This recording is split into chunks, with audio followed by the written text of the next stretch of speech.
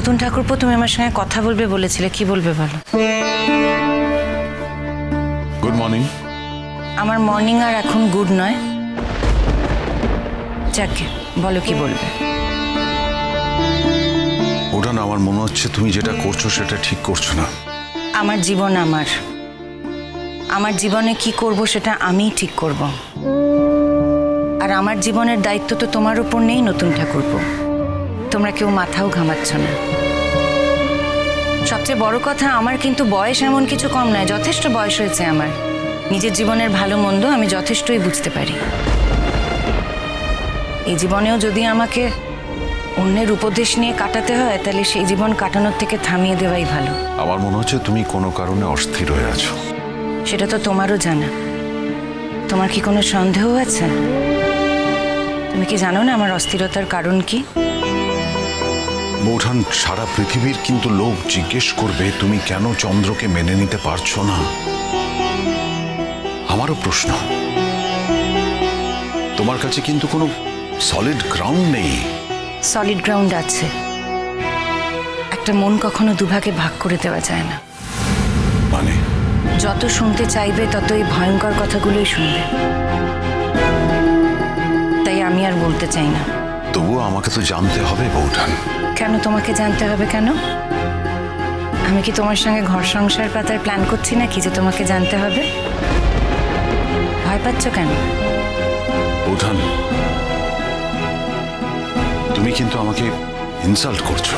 আমার ঘাড়ে কটা মাথা যে আমি তোমাকে ইনসাল্ট করব?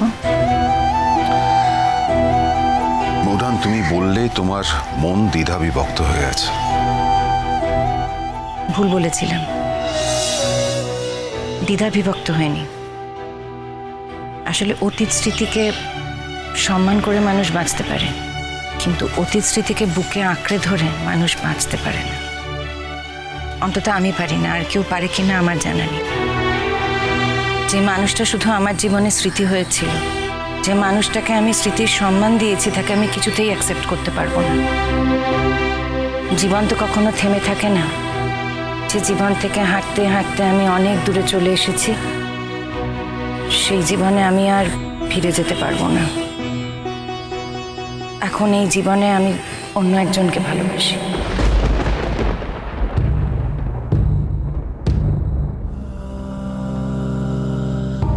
ভ্রমর কয়োগিয়া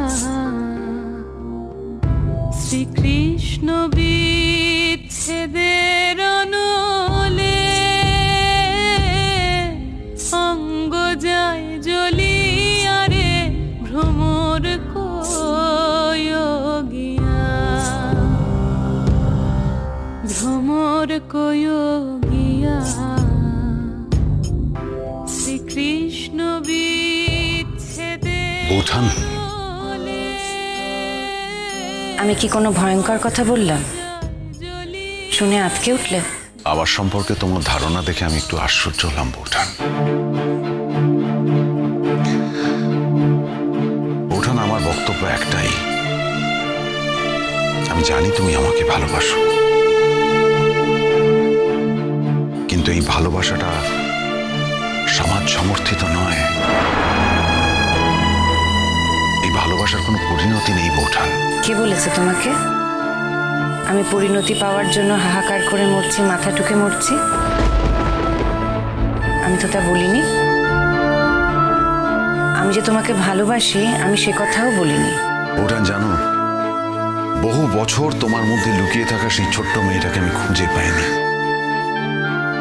আজ বহুদিন বাদে সেই ছোট্ট মেয়েটাকে আমি খুঁজে পেয়েছি। আমি কি জানি না তুমি কাকে ভালোবাসো? শোনো নতুন ঠাকুরপো, এই ভালোবাসায় কোনো চাওয়া পাওয়া নেই। আমার তোমার কাছ থেকে কিচ্ছু চাওয়ার নেই। তুমি হয়তো বুঝতে পারো না, কোনো মানুষ যখন নিজের সর্বস্ব দিয়ে কাউকে ভালোবাসে, তখন সে আর অন্য কোনো মানুষকে গ্রহণ করতে পারে না। কিন্তু এসবের মধ্যে চন্দ্রর দোষটা কোথায় বলতে পারবে? কারোর কোনো দোষ নেই, আমারও কোনো দোষ নেই। কিন্তু সমাজ তো তোমাকে দোষারোপ করবে, তোমাকে খারাপ কথা বলবে। আর তোমাকে কেউ খারাপ কথা বলে আমি সেটা সহ্য করতে পারি না কমলিনী।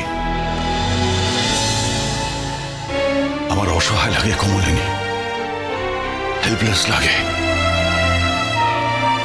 আমার হাত পা বাঁধা, আমি ইচ্ছে করলে তোমায় প্রোটেক্ট করতে পারি না, তোমার পাশে দাঁড়াতে পারি না, তোমার হয়ে। আমার যে হাত পা বাঁধা কমলিনী, এই সমাজের কাছে আমার হাত পা বাঁধা। কি করতে বলছো তুমি আমাকে? তুমি তোমার জীবন থেকে চন্দ্রকে যেভাবে বাদ দিয়ে দিতে চাইছো, সেটা কিন্তু অত সহজ হবে না বৌঠান। আমাদের জীবন তো কত রকম সম্পর্কে জড়িয়ে থাকে, লতায় পাতায় জড়ানো সম্পর্ক। হয়তো কিছু সম্পর্ক থেকে আমরা বেরোতে পারি, কিন্তু সব সম্পর্ক থেকে কি আমরা বেরোতে পারি কমলিনী? চন্দ্রকে তুমি এখন স্বীকার না করে নিলেও এটা তো অস্বীকার করতে পারবে না যে চন্দ্র তোমার সন্তানদের বাবা। যেমন তোমার সন্তান, তেমন তোমার স্বামীরও সন্তান। চন্দ্রকে চাইলেও তুমি অস্বীকার করতে পারবে না। কি বলতে চাও? আমি জানি না কমলিনী, এই বলতে চাওয়ার অধিকার আমার কতটা আছে। যদি কারোর বলার অধিকার থাকে তা তোমারই আছে,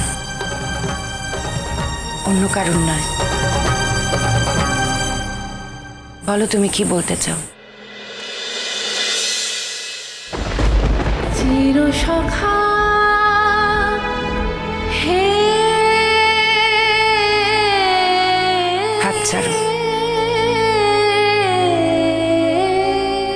বন্ধু হিসেবে হাত তো ছুঁয়ে থাকা যায়, তাই না? আজ আমি তোমার হাত ধরে অনুরোধ করছি, তুমি আর জটিলতা বাড়িও না। আমি যদি চন্দ্রর সঙ্গে সংসার করি, নতুন করে সিঁদুর পরে লাল রঙের শাড়ি পরে ওর সঙ্গে ঘুরে বেড়াই, ওর বউ সেজে, তোমার ভালো লাগবে? আমার জীবনের ভালো লাগা মন্দ লাগা আমি অনেকদিন আগে ছেড়ে দিয়েছি কমলিনী। আমি তো জানি আত্মার কোনো রং হয় না। সাদা রং, কালো রং, লাল নীল হলুদ সবুজ, কোনো রং নেই। তুমি আত্মাকে যে রঙে রাঙাবে, আত্মা সেই রঙেই রাঙিয়ে উঠবে। তোমার সেই আত্মাটুকু আমার কমলিনী। বাকি সবাই সবকিছু কেড়ে নিক, লুটে পুটে খাক, কিন্তু তোমার এই আত্মাটুকু, ওটা আমার কাছ থেকে কাটতে পারবে না কেউ। ওই আত্মাটা আমার, একান্তই আমার, আমার আপনার। শোনো নতুন ঠাকুরপো, আমার সমস্যার সঙ্গে কিন্তু তোমার জীবন জড়িয়ে নেই। আমি ডিভোর্স দিতে চাইছি এই জন্য নয় যে এরপর আমি তোমার বাড়ির দরজার সামনে গিয়ে বলবো আমাকে আশ্রয় দাও। আমি এই জন্য ডিভোর্স দিচ্ছি, তার কারণ আজকের চন্দ্রের সঙ্গে আর মিলিয়ে চলতে পারবো না। আমি চন্দ্রকে ঠকাতে পারবো না। এটা মিথ্যে পুতুল খেলা নয়। উপর থেকে যা দেখা যায় তা সবসময় আসল হয় না।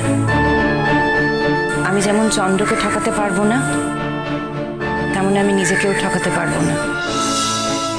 সমাজ আমাকে যাই বলুক, আমার পরিবার আমাকে যাই বলুক, আমার পক্ষে আর চন্দ্রের স্ত্রী সেজে থাকা সম্ভব নয়। আর নতুন করে সেজে থাকার তো কিছু নেই কমলিনী। তোমাদের বিয়েটা তো বহাল আছে। সামাজিকভাবে তোমরা তো এখনো স্বামী স্ত্রী। ওটা একটা ভুল, ওটা একটা টেকনিক্যাল ফল্ট। যে মানুষটা বেঁচে আছেই বলে জানতাম না, সেই বিয়েটা টিকে থাকে কেমন করে? আজ এই প্রশ্নগুলো উঠছে সে ফিরে এসেছে বলে। হ্যাঁ, আমাদের দিক থেকে একটা ত্রুটি হয়েছে। আইনের সাহায্য নিয়ে আমি তার থেকে বিচ্ছিন্ন হইনি। আইনের কাছে গিয়ে তাকে মৃত বলেও ঘোষণা করিনি।